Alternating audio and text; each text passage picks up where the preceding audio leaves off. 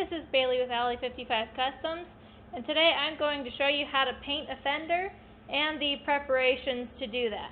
So to start out, we are going to prop up the fender on something suspended in the air. So I have these sawhorses that I'm using to hold the fender up. And we are going to begin by sanding off the clear coat, and we are going to do that with a finer sandpaper. I'm going to use 150 grit with an electrical sander. You always want to wear a respirator or a face mask while doing this, because you do not want to inhale any of the chemicals or the clear coat shavings that come off with it. So I'm going to go ahead and start doing that. I'm using a respirator today.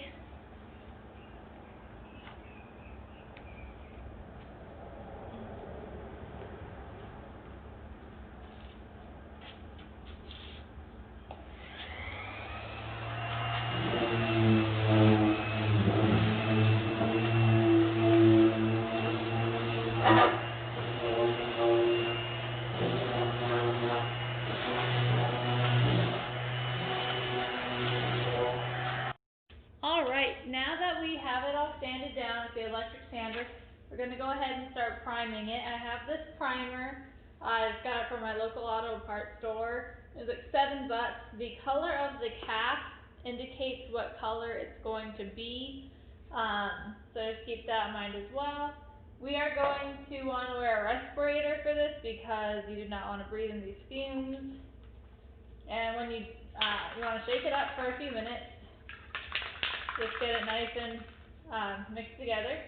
And then you are going to want to hold it about 8 to 10 inches away from the part that you are spraying, and you're going to want to go in long strokes so it doesn't overlap, and you're going to want to do that either the lengthwise or the widthwise, doesn't matter. I'm just trying not to overlap it too much. And I'm going to go ahead and start doing this, and then I'll jump to the end. Put on my respirator really fast. You're going to want to have a tarp down for this part because there's a lot of overspray and it's going to make a mess. So you do not want to ruin the floor or the wall that you're spraying against.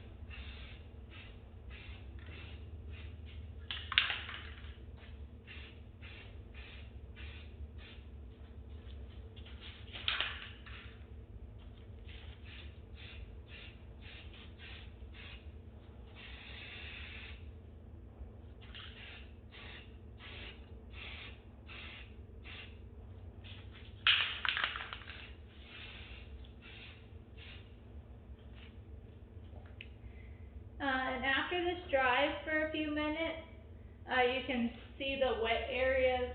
Then you're going to add a second coat, and then you're going to let it dry for 2 to 4 hours. Then we're going to go through and wet sand it. So for the second coat on, make sure you get the edges of the part you're spraying as well, and you can touch up any spots that you've missed. Alright, so now that the primer has dried, we're going to go ahead and wet sand it.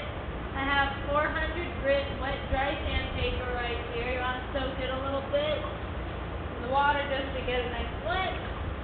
And then you're just going to go around and just sand the whole thing. You want to get it to be baby butt smooth.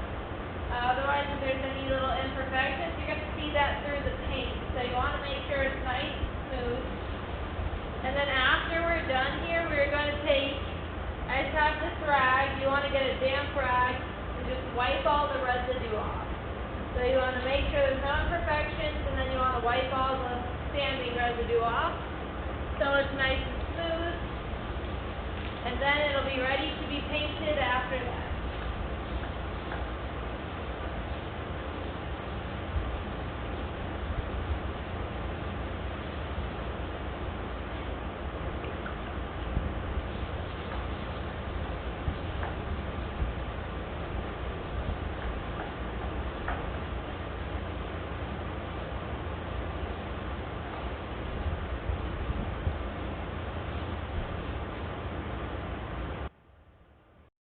Alright, so I finished wet sanding. Now we're going to take the rag or towel. Now we're going to just get it nice and damp. And then we're just going to wipe it all off. And after you're done getting all the residue off, then it's going to be time to paint. So you're going to want to do one final check, just make sure it's all nice and smooth so you don't have any imperfections on there.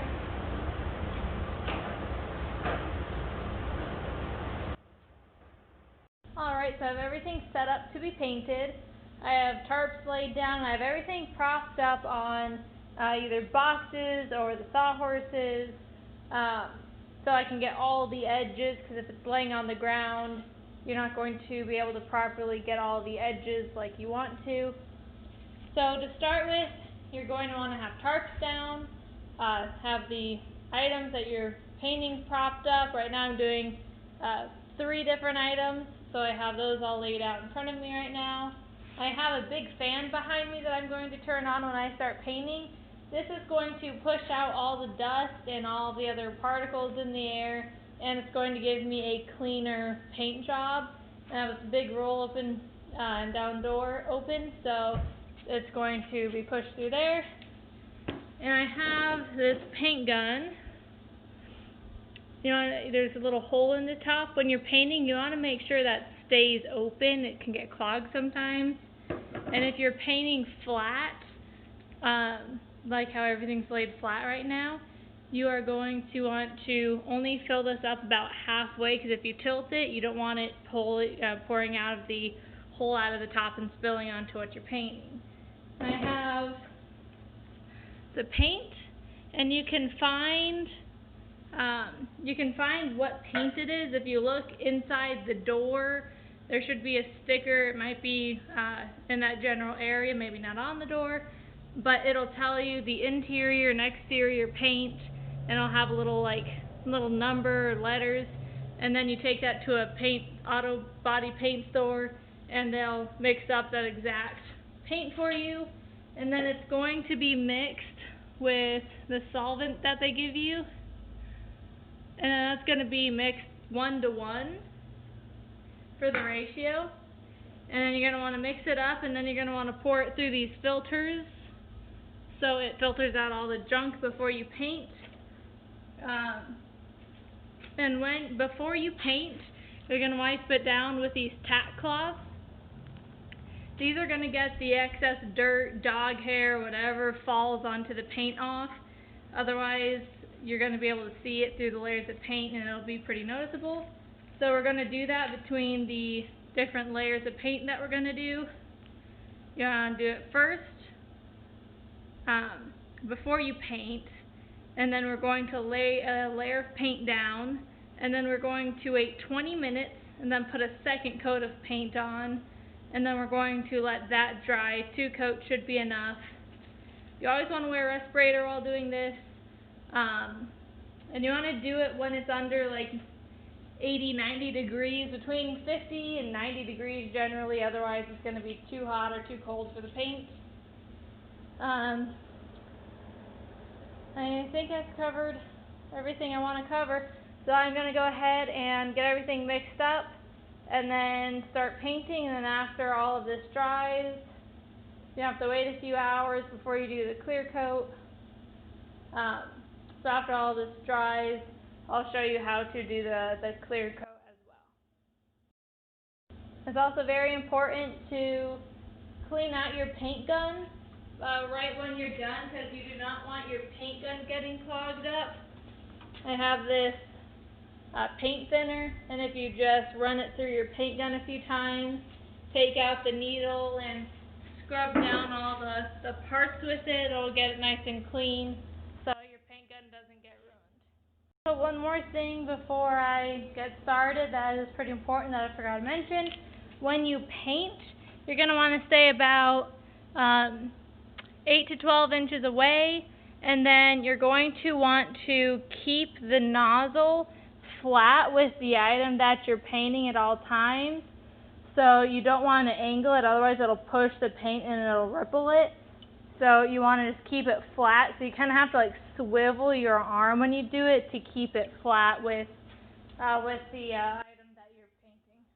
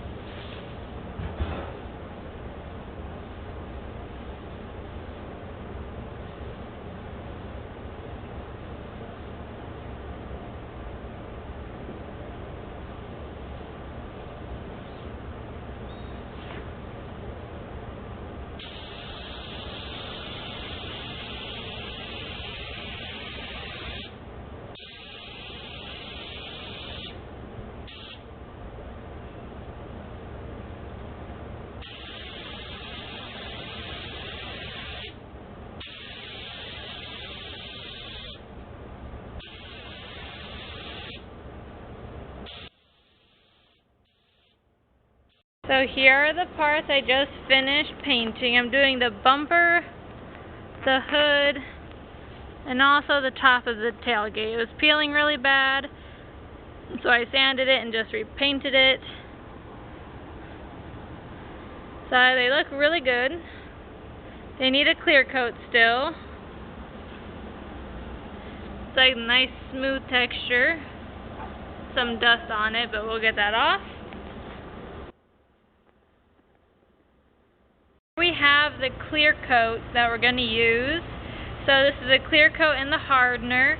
So this is the MS78 and this is the MH78S. And on the side here, it tells you need 2 parts of the clear coat and 1 part of the hardener, because it's the MH78S. So 1 part this. 2 parts the clear coat, 1 part this, the hardener, and then we're going to do the same thing. We are going to use these filters, filter the clear coat into a cup, pour it into the paint gun, and then we are going to do 2 layers of the clear coat. I did do 3 layers of the paint just because I had extra paint left over, but it looks the same pretty much with 2 or 3 coats, so it doesn't really matter. So I'm going to go ahead, mix this up. You want to make sure your gun is thoroughly cleaned, otherwise you're going to have little hard pieces of paint in there. So that's important. I'm going to mix this together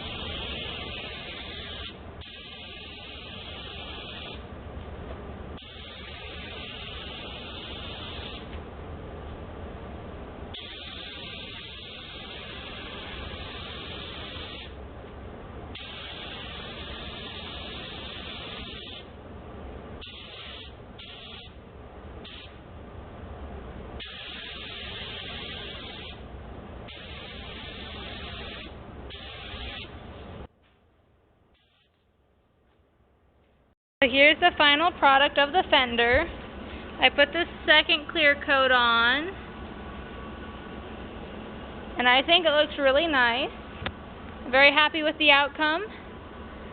If you liked the video, I'd love it if you click the like button, and I would appreciate it if you subscribe so you can see all of our upcoming videos that we're going to do. We have a whole bunch of videos coming in that we're going to upload, so please stay tuned.